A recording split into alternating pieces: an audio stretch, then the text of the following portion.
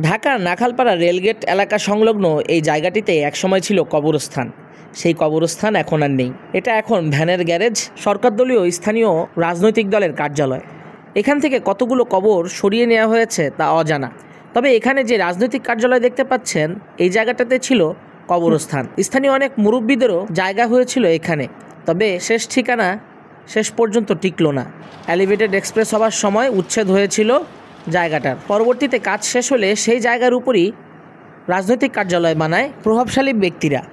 এখনও মাটি খুঁড়লে অস্তিত্ব মিলবে কবরস্থানের। বিষয়টিকে কেমনভাবে দেখছেন জানান কমেন্ট বক্সে। বাংলা মেট্রো সাথেই থাকুন সত্য ঘটনা জানতে।